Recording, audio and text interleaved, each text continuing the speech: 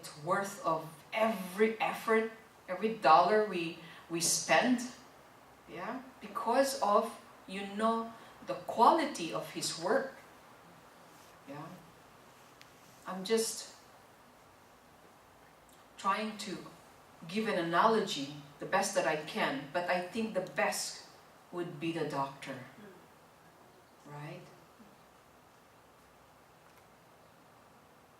And so with the mechanic, because the mechanic said, "Oh, Shirley, don't drive your car on the ditch, or don't take it, you know, don't just leave it with no fuel, because then it will not run." If we don't take the advice, then we won't be successful. So what, going back to the question, how do we take real refuge? There's only one way. And I need you to ask yourself this question. The real way to take refuge, okay, is basically to turn your head, okay, to turn your attention into just the 3 jewels of refuge. With what? Faith. With perfect confidence.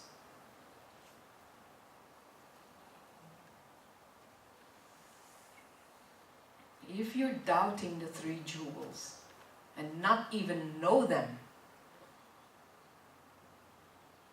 or blindly aiming for them, but yet you are not so sure, that is not taking refuge.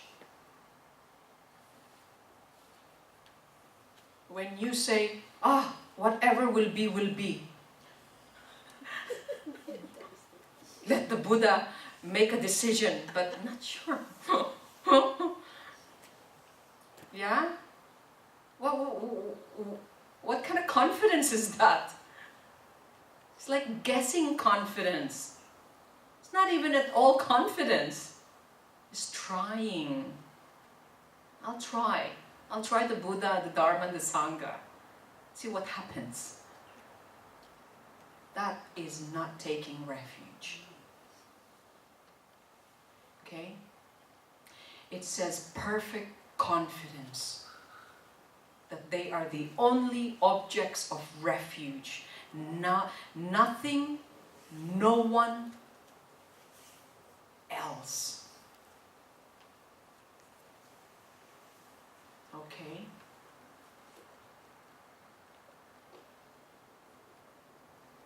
So, now,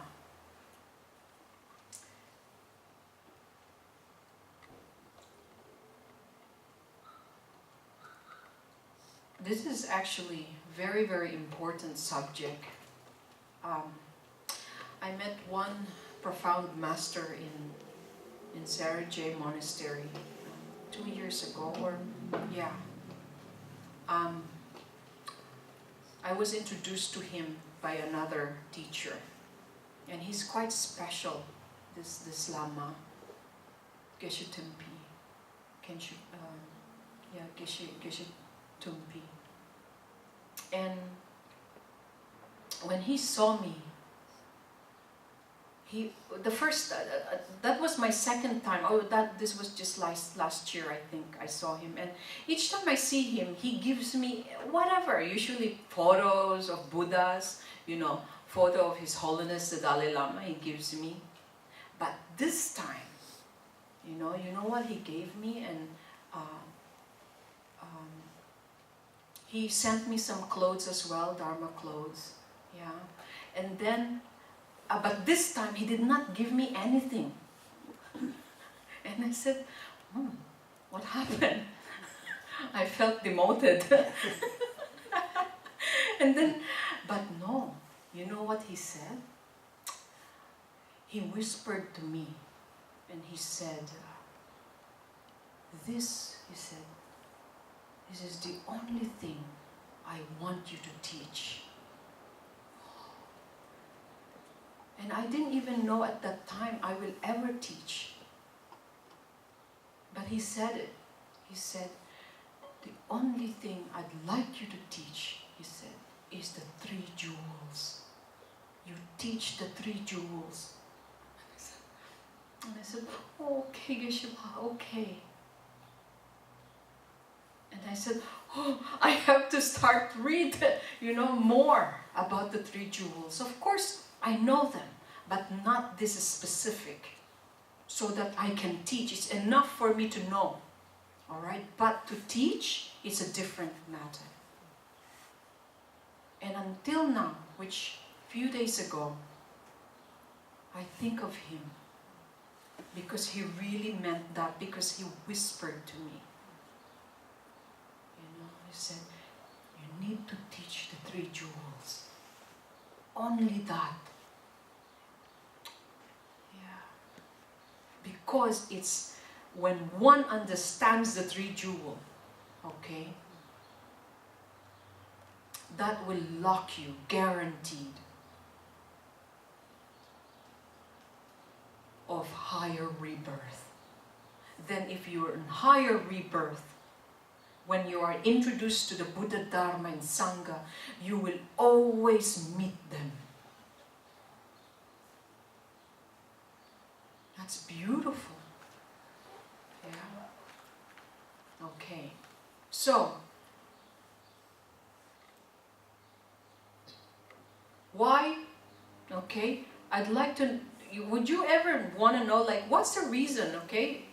The reasons why the 3 jewels are worthy of refuge.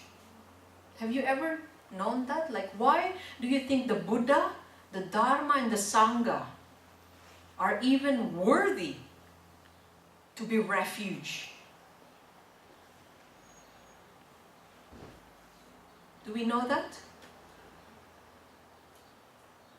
Do you know why the Buddha is worthy? What's his qualities, that it is worthy? Why not other refuge? Why the Buddha? Or why the Dharma? Of all things, why the Dharma? Okay.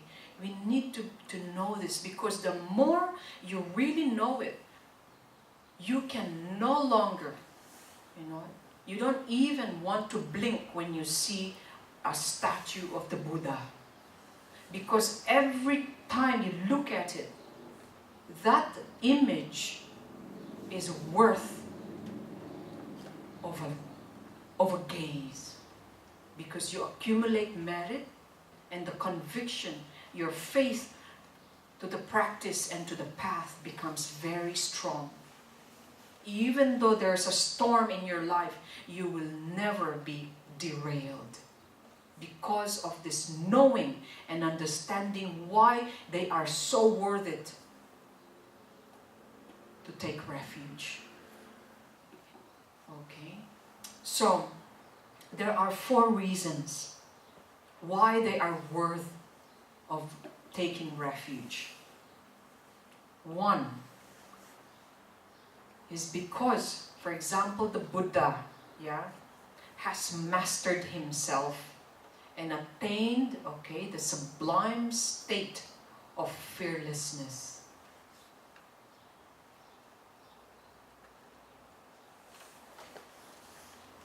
He mastered his discipline. Okay, mastered meaning not a single flaw. He exhausted, all negative, or I would say he exhausted all delusions. He has no mistake, no error, not a single error.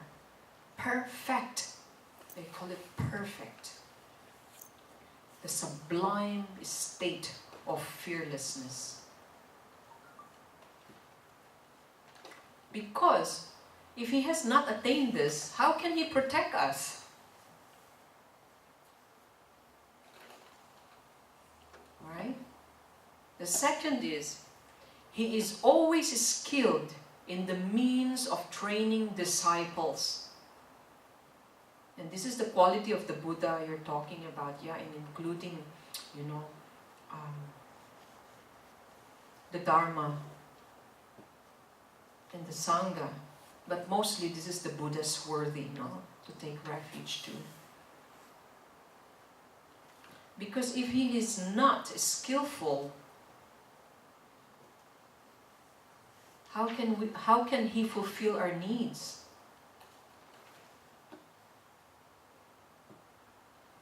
And the third one is he is so compassionate. He has great compassion. Great means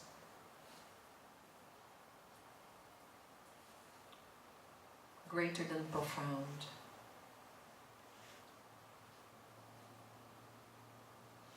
And fourth, okay, is he is pleased not by material offerings, but by offerings of practice. That's why when we start our practice, we offer this to him.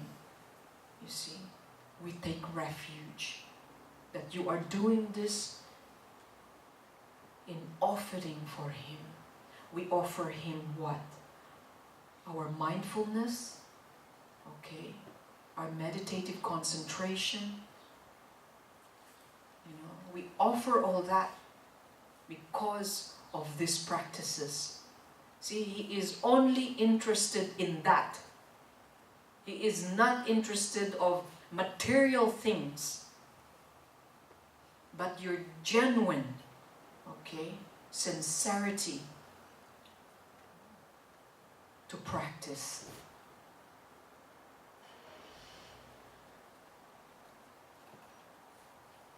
Okay. So how many objects are there to take refuge to? 3. 3. Because you see, it's 3 jewels, right? What are they? Buddha, Dharma, and Sangha. Buddha, the Dharma, and the Sangha. and Sangha. Okay, so I'd like to just very then today is to go through these objects. Okay, first is the Buddha, right? They call this the Buddha refuge. So these are the qualities. Is that why do we take refuge to the Buddha? It's because the Buddha, okay, as I've said earlier, you know, all faults, all of Buddha's, you know, all faults have been eliminated and all good qualities are perfected.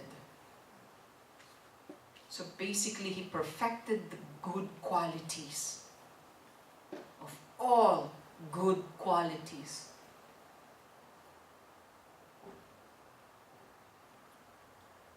He also have an unobstructive wisdom knowledge, meaning it's not just intelligence, but it's based from wisdom.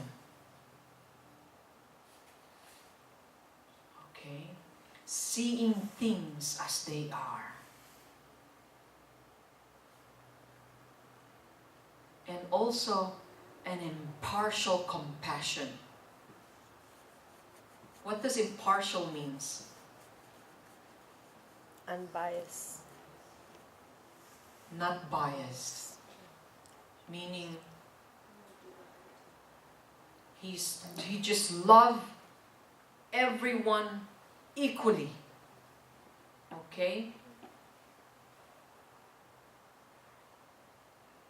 And also he has an effortless power. Effortless. My goodness. Have you ever done activities that is so effortful? That's full of effort?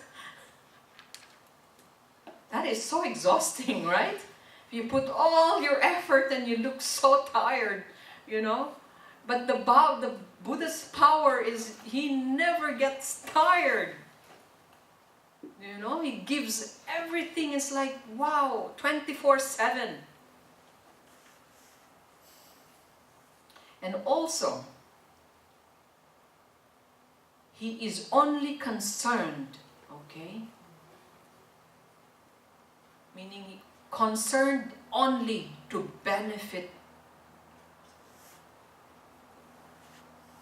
others. That is his only, he is bound to serve. He has nothing about himself. You know, this is because he is selfless, right? Because his concern is mainly for others. So basically, his main purpose is to serve as a refuge. That's it.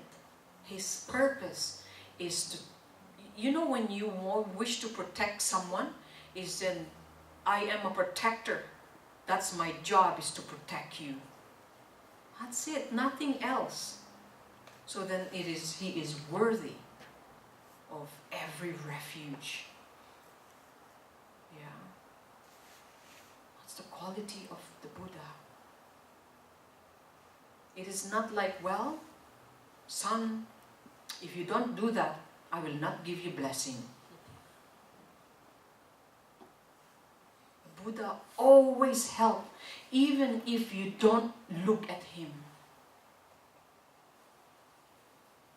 That is impartiality. That's an impartial compassion. So the question here is, probably you were, maybe others, I know everyone here have been practicing Buddhism for a long time, so we don't question the Buddha, right? Do you question sometimes the Buddha?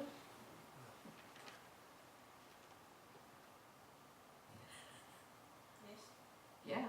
Like what?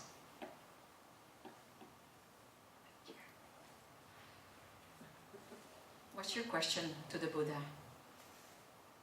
Okay, I can share this. There was a stage of my life, it was quite low.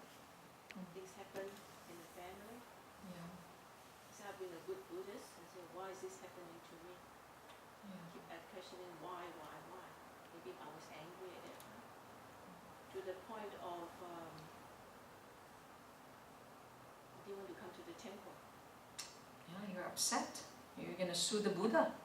You know, like, yeah, I'm gonna sue the Buddha, the Dharma, and the Sangha, or not, you know. Yeah, you were just so upset. Like, yeah. So you questioned that, right?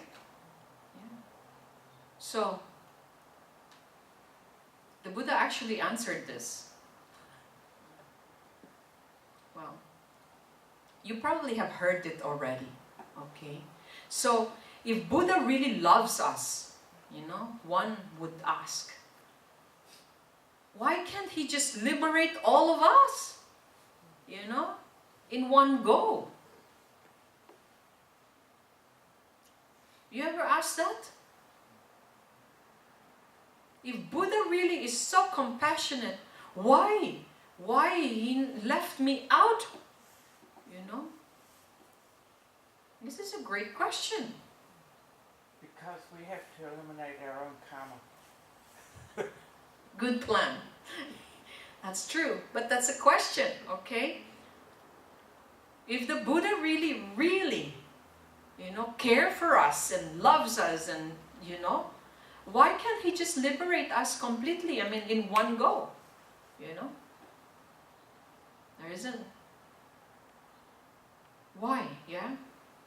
Because the Buddha's power is just like the sun. You see the sun? See how, you know, how clear it just brings light. Right? Look at it. There's sun, right?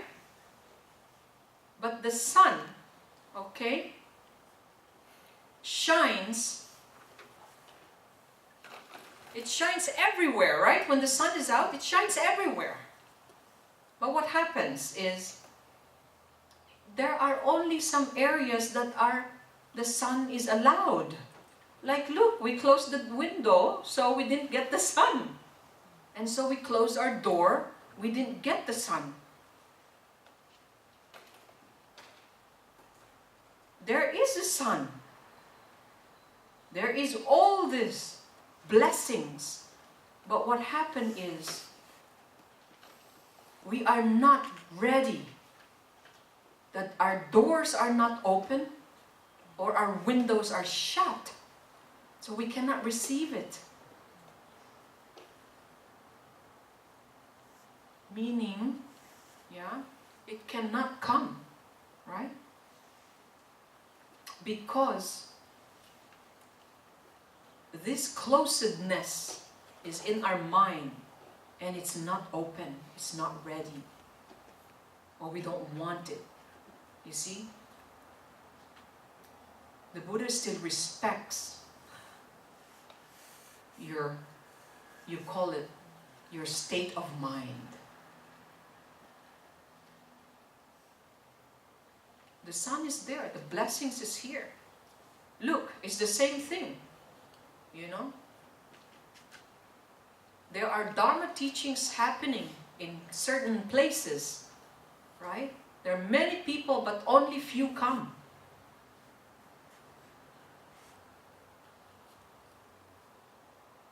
Sometimes they hear it, but still, you know, they don't listen. Because what? Their doors are shut. Yeah. It's not because they are not aware of it. It is available. But there are, most of the time, meaning this analogy here doesn't really says that, you know, it's either you don't tune in, okay? That means that your doors and your, you know, and your windows cannot let it, you know, cannot let the blessings through and does not even see it. As I've said before, you give a child a chocolate. There are two kinds of chocolate. One that is expensive and not so expensive. But the not so expensive is full of sugar, right? And the other one that is good doesn't have much sugar. But the child doesn't really know, right? It just goes chocolate. But I tell you what does a child do? He will pick the ones that's more sugar because it tastes more, right? But it's not good. It's the same thing with others. You know, we pick our faith depending on what we have at that time. You see, this child now grew up, become an elderly, and then later on he said, I don't like sugar anymore. It is bad for me. It gives my, you know, my, what is this? My blood level high. So I will take the dark chocolate now. So as you learn about it, there's a lot of chocolates out there. But until you really mature and learn and be knowledgeable about what the differences is, you will never know. You always pick the one that maybe you're just following with others, you know, like, the entire neighborhood likes this product, you know, and so I will choose it because it's cheap. See? But we never really take a moment to think why. And it's the same thing as teachings of the Buddha. Some of it are attracted to the teachings of the Buddha because what? It requires intelligence. Did you know that that's one requirement, is you have to be intelligent to actually understand the teachings of the Buddha? But this is what's happening. People come to learn meditation, to learn, Buddha's teachings because they think that only bright people go and do this. Then it becomes what? Another credential.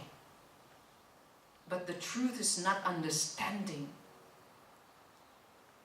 But when you understand it, without credential, this is more than anything else.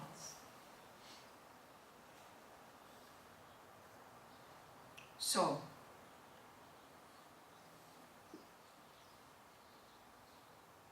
I just want you to think about the Buddha's quality here. If you have any questions, why Buddha is different from other type of refuge? Why don't we go to our parents? Aren't they also refuge?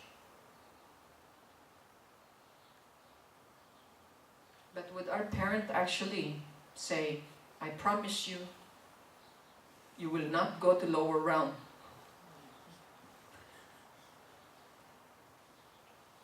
Our parents will not say that. They themselves not sure.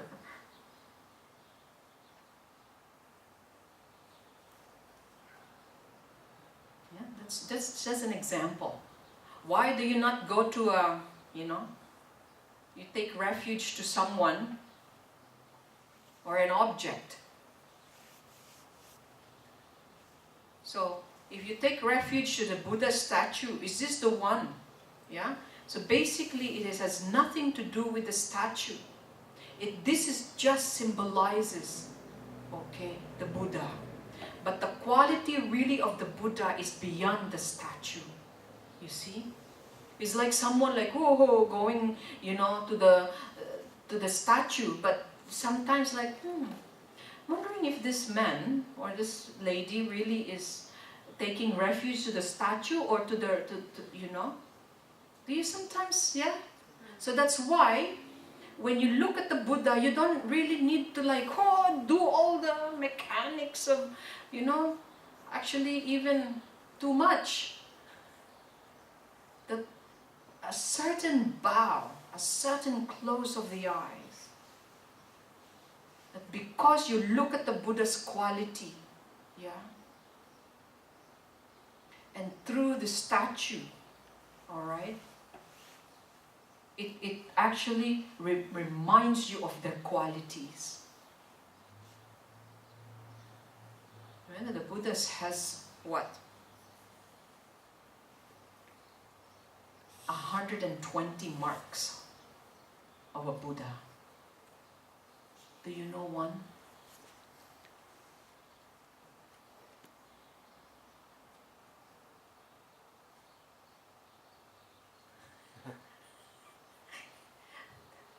Is that a symbol?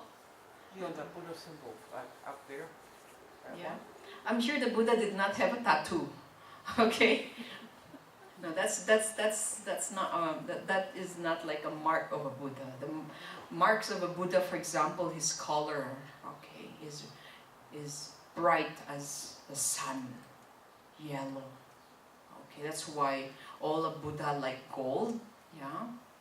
Buddha's ears, are so long. Okay, because what? He can hear. Okay, from far, or everyone. Like for example also, these are all the qualities of the Buddha. The feet and the legs of the Buddha. Okay, the hands, the fingers, yeah, the teeth, yeah, the eyes of the Buddha. In one of the prayers even, wow, I even cried because just the piercing eyes of the Buddha, it just gets through